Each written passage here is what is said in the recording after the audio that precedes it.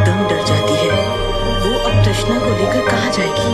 नमन छोटी सी खिड़की का पर्दा उठाकर बाहर देखता है और कहता है, ये तो हाथ में मशाल लेकर खड़े हैं। अगर तुम मुझे वादा करती हो कि सब सच बताओगी तो मैं तुम्हारी मदद कर सकता हूँ, वरना तुम्हें ये यहाँ आज ही मार डालेंगे।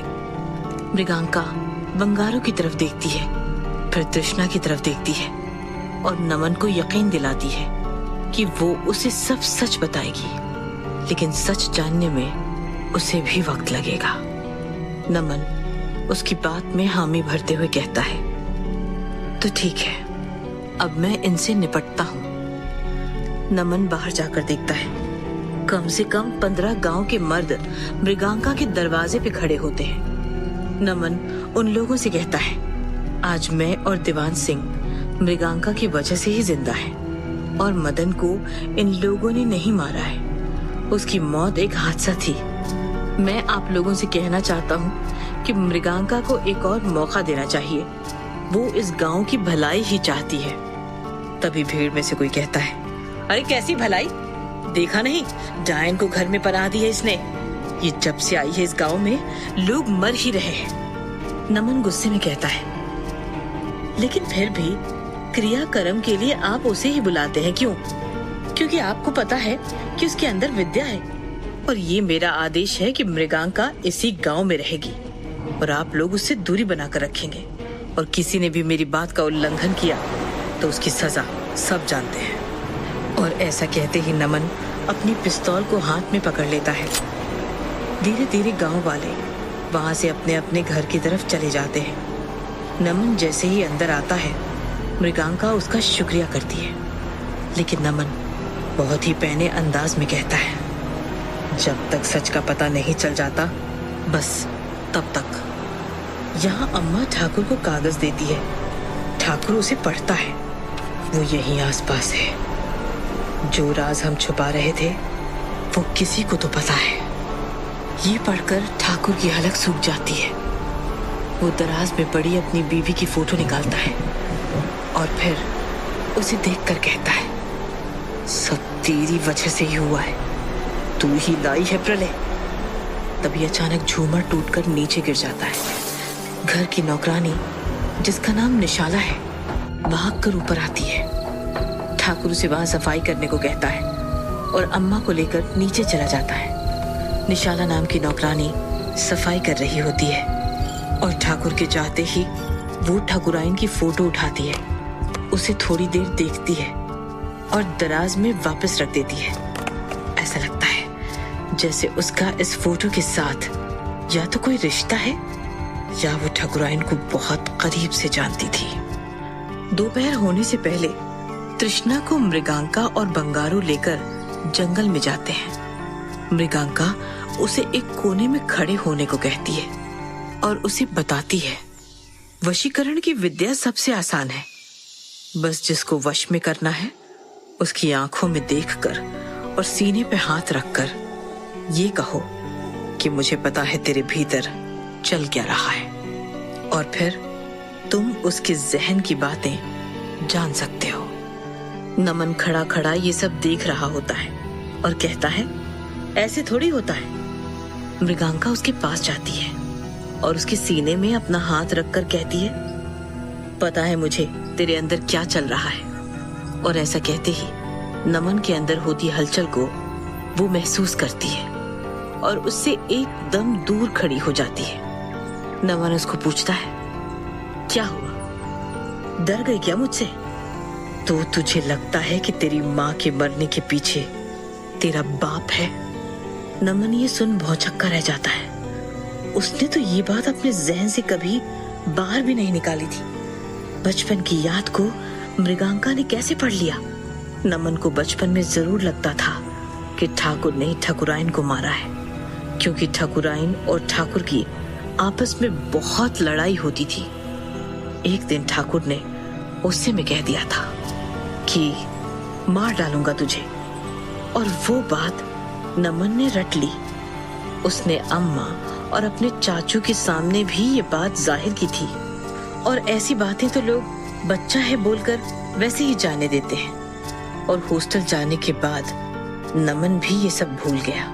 नमन ने इतने सालों में इस बात के बारे में सोचा भी नहीं था। तो मृगांका ने ये क्यों कहा?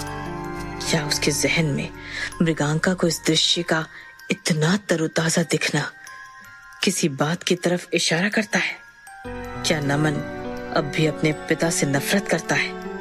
क्योंकि उसको तो कभी पता ही नहीं चल पाया कि उसकी माँ के साथ हुआ क्या था। नमन ये सोच ही रहा था कि वो तृष्णा की ओर देखता है, जो उसे बिना पलक झपकाए देख रही होती है, जैसे वो नमन के जरिए खुद को समझने की कोशिश कर रही हो। मृगांका जैसे ही तृष्णा के पास कुछ कहने को बढ़ती है, उससे पहले ही तृष्णा अपने सीने में हाथ रखकर कहती है, तुम जो भी हो मेरे अंदर, मुझे पता है कि तुम तड़प रही हो। बंगारू और मृगांका हैरानी में तृष्णा को देखते हैं, क्योंकि उसने खुद पर ही वशीकरण विधि का उपयोग किया है, जो आज तक किसी ने करने की हिम्मत भी नहीं की। तृष्णा यहाँ आंखें बंद करती है और ख्याल में अजीब सी जगह पहुंच जाती है, जहां सिर्फ उसे एक औरत दिखती है, जो नीले रंग की साड़ी पहने हुए है, जो उसके घुटनों तक है। औरत का चेहरा तृष्णा नहीं देख पाती है, लेकिन जब वो अपने पेट में हाथ लगाती है, तृष्णा को समझ आता है कि शायद वो हामिला है। उसे वो सीढ़ी से नीचे की तरफ जाता देखती है, लेकिन ये क्या? सीढ़ियों पर तो तेल गिरा है। तृष्णा चिल्लाती है, रुक जाओ, वहाँ तेल है, तुम गिर जाओगी, रुक जाओ। मृगांका और बंगारू उसे देख रहे होते हैं। मृगांका तृष्णा को वशीकरण से बाहर लाने के लिए उसके पास बढ़ती है, लेकिन तृष्णा के इर्द गिर्द शक्ति का ऐसा घेरा बनता है कि मृगांका उसे पार ही नहीं कर पाती। तृष्णा यहाँ चिल्ला रही होती है कि सीढ़ी पे पैर मत रखो, वहां तेल गिरा है, लेकिन थोड़ी ही देर में तृष्णा जमीन पे गिर जाती है।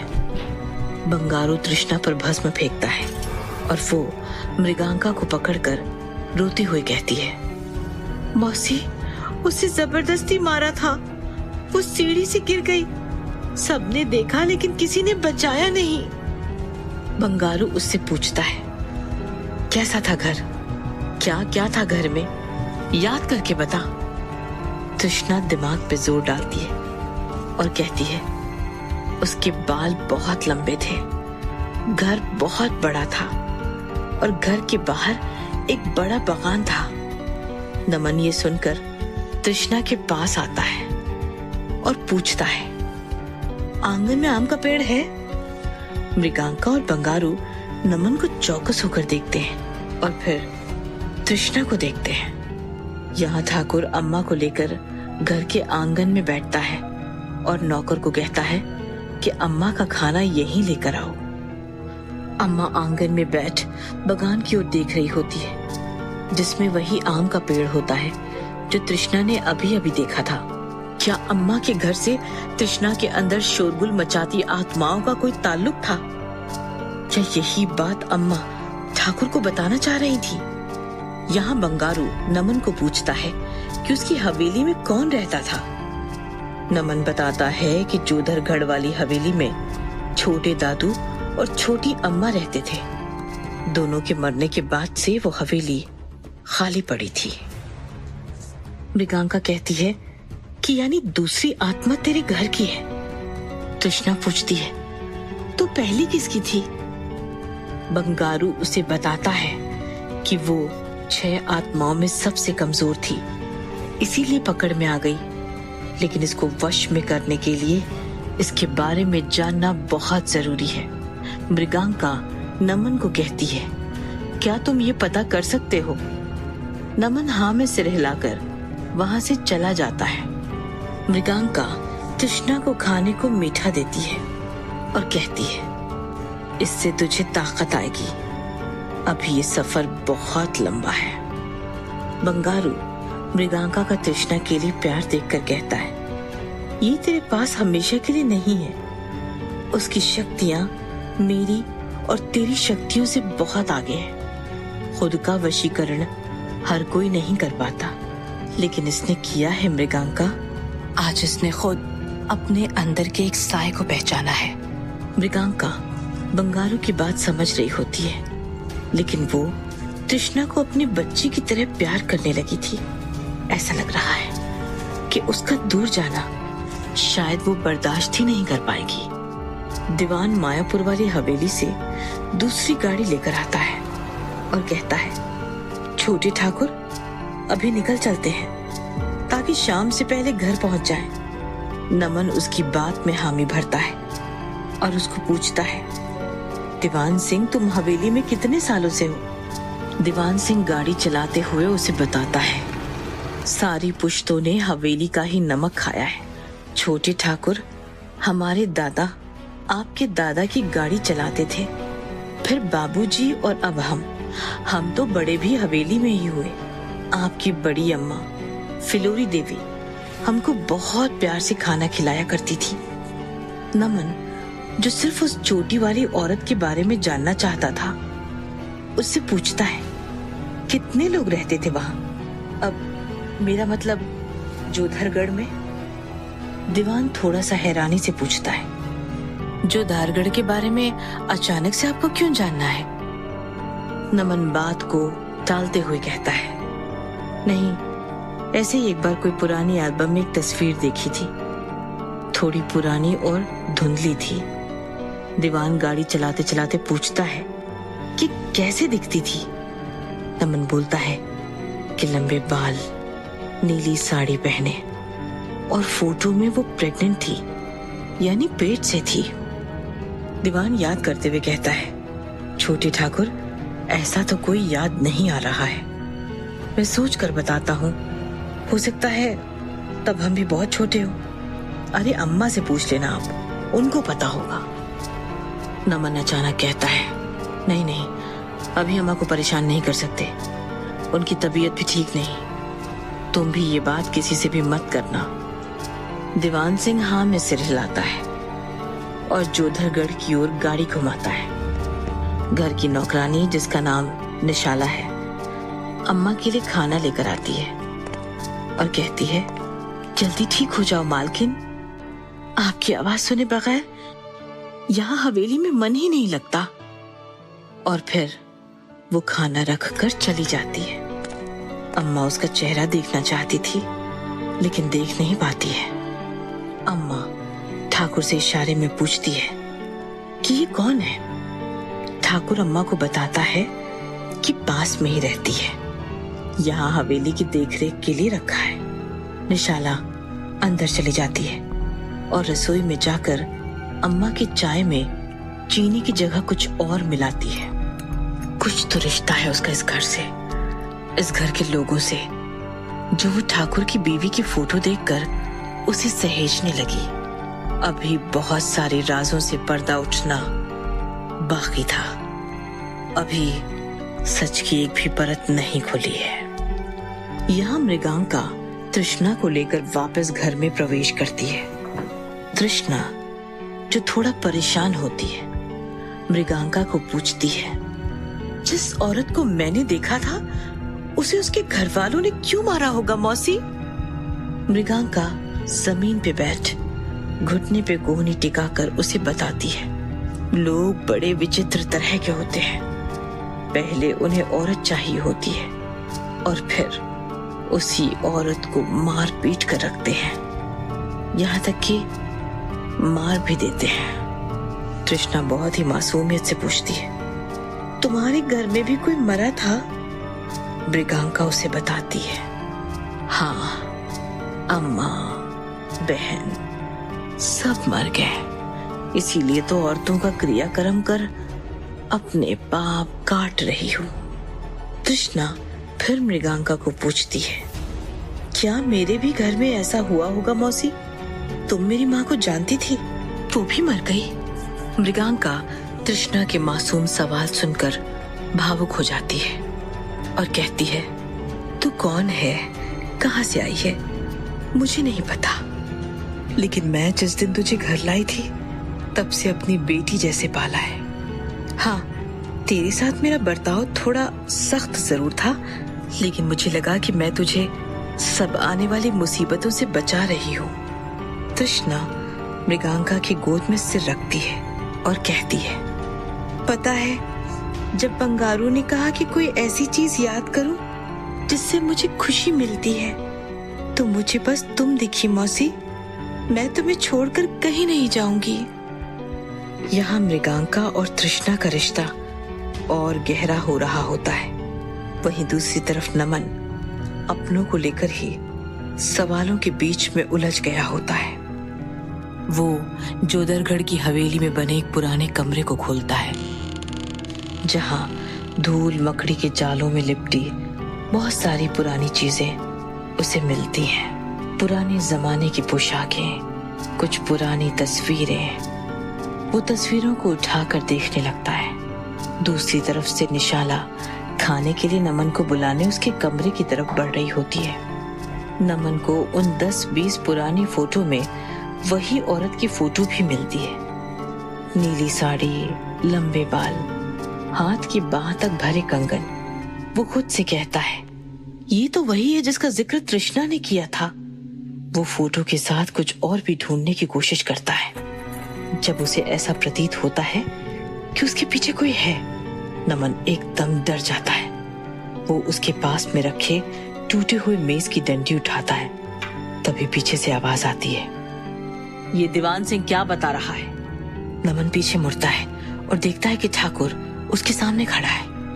नमन फोटो को जीन्स के पीछे की जेब में रखते हुए थोड़ा हकला कर कहता है, क्या बताया दीवान सिंह ने?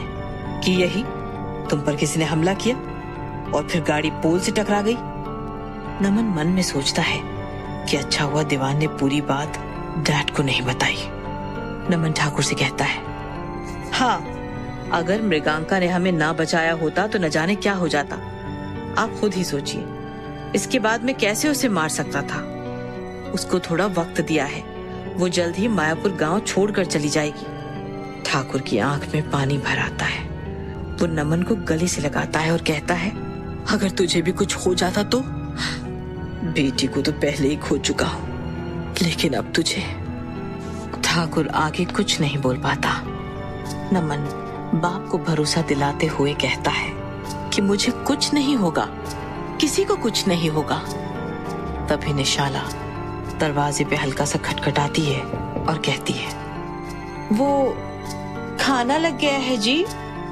ठाकुर और नमन खाने वाले कमरे की तरफ बढ़ते हैं और नौकरानी कमरे के दरवाजे में कुंडा लगाती है और उसी वक्त उसका दुपट्टा कुंडे में अटकता है और सिर से नीचे गिर जाता है। उसके बाल खुल जाते हैं। उसके बाल पैरों तक थे, ठीक उस फोटो वाली औरत की तरह। वो बालों को लेकर ऊपर बांधती है और चुन्नी से सर और मुंह ढक लेती है। उसका चेहरा अब भी नहीं दिख पाता है, लेकिन ये नौकरानी है कौन? इसके बाल उस फोटो वाली औरत की तरह क्यों हैं? और ये उस कमरे को बार बार मुड़ मुड़ के क्यों देख रही है? न जाने कितने सवाल हवेली की दीवारों में जकड़े हुए हैं। न जाने कितने लोग इस हवेली में आए और गए। सच जानना है तो नमन को सब कुछ पता लगाना होगा। नमन और ठाकुर खाने के लिए बैठते हैं। नमन पूछता है कि अम्मा कहाँ है? निशाला बताती है कि वो खाकर सो गई हैं। नमन खाने का एक निवाला लेता है और थोड़ी देर खाने का स्वाद लेते हुए पूछता है, ये तुमने बनाया है? निशाला कहती है, हाँ, और कौन बनाएगा? इस हवेली को अपना घर समझू मैं, इसलिए बनाओ भी प्यार से। और ये कहते हुए वो एक थाली लगाकर दीवान सिंह के लिए लेकर जाती है। उधर मृगांका तृष्णा के बिस्तर के पास बैठी होती है और उसे कहती है, बंगारू पास वाली कुटिया में ही है, तू घबराना मत, आज एक बड़ा पड़ाव पार किया है तूने। तृष्णा फिर पूछती है, कहीं मेरे अंदर की सारी आत्माएं मेरे सहारे कुछ कहना तो नहीं चाह रही है मौसी? मृगांका तृष्णा को कहती है, सो जा, कुछ भी मत सोच। और उसके बिस्तर के चारों ओर भस्म की रेखा खींच बाहर आ जाती है। वो घर को बाहर से बंद कर बंगारू की कुटिया में जाती है।